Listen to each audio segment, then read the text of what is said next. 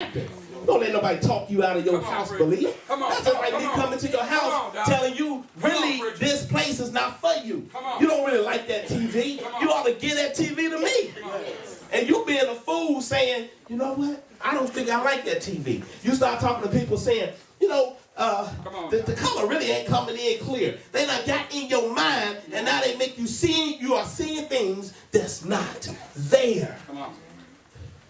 The power of the word. Yes. Good. Great preacher. Okay, let's look at this thing.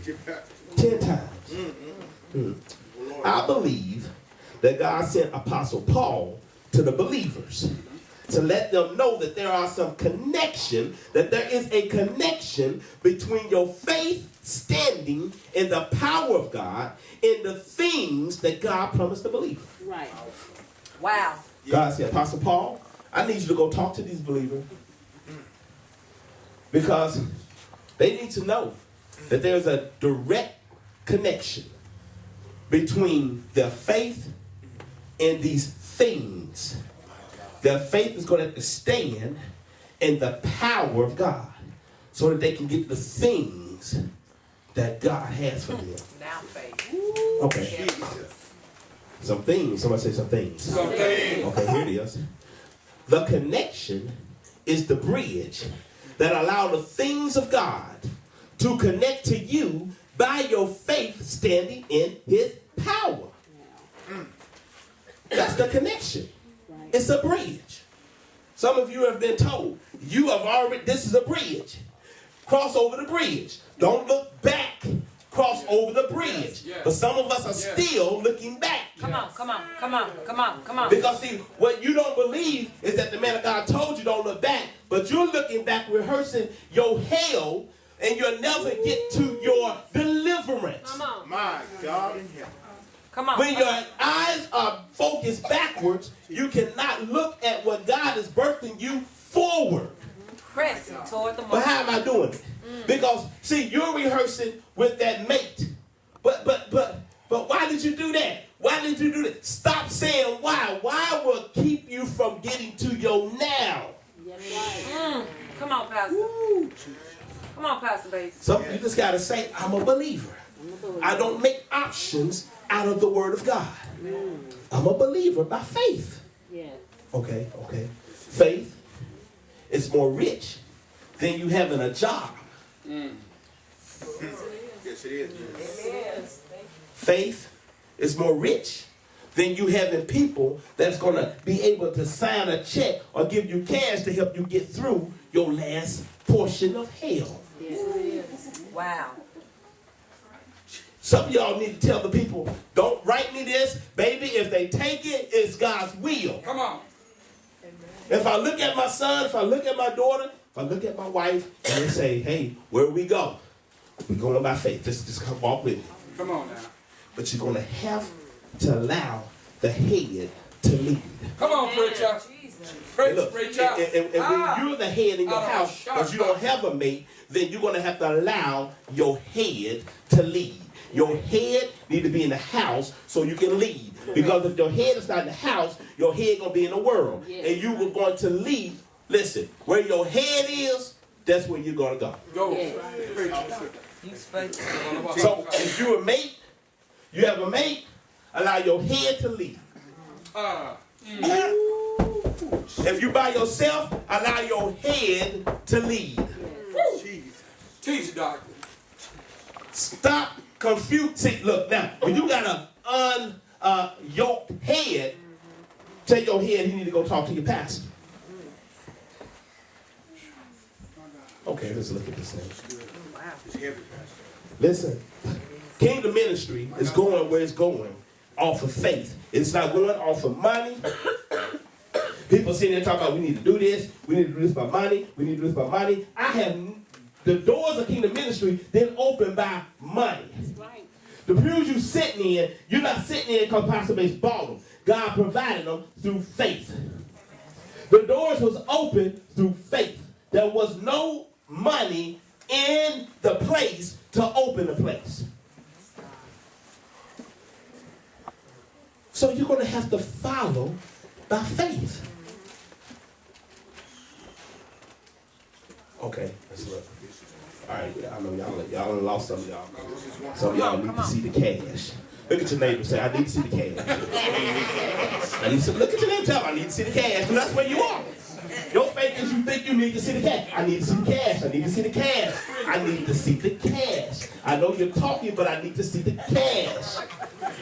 I've shouted, but I need to see the cash. That's what you're telling God. God, I'm here, but I need to see the cash. God said, hold on, I'm showing you the cash. The cash is your faith. Wow. You're teaching, Pastor. Your cash. It's not about to introduce you to somebody that's going to give you a deliverance by faith. Come on, But your life is going to have to mimic the obedience of the word. Hallelujah. Most of us want to talk about this faith stuff, but our life is living a hell. Come on now.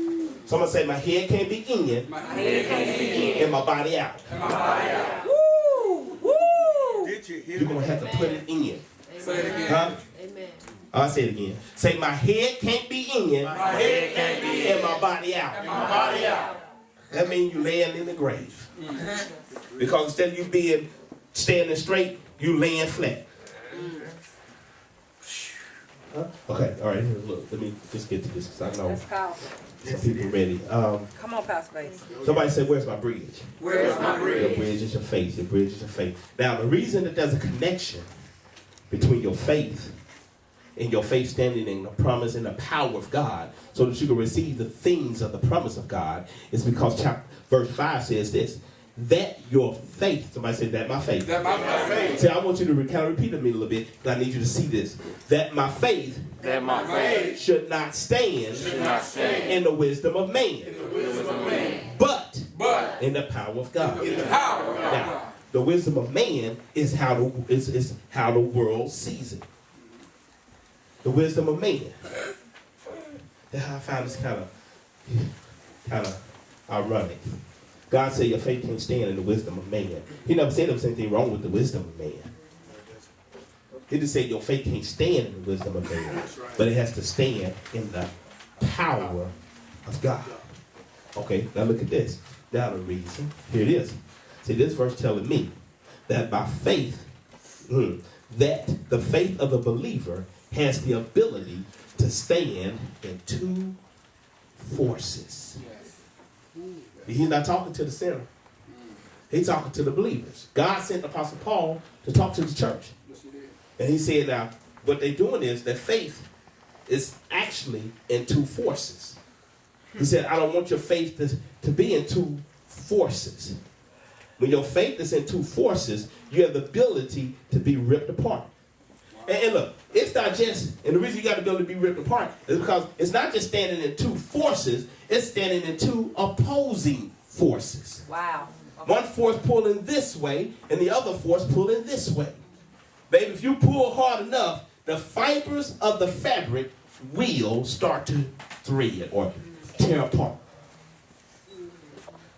And then you try to lay something on between something that's together, it'll rip right through.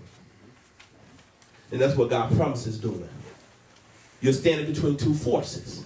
And you're being pulled between two forces.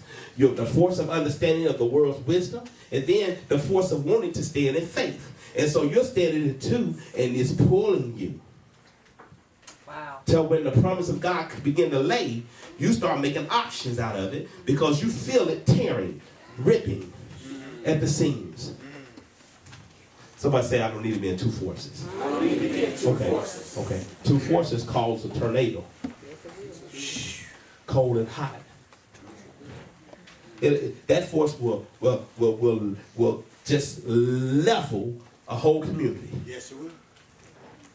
Okay, let's look at this thing. Let me move. Here it is.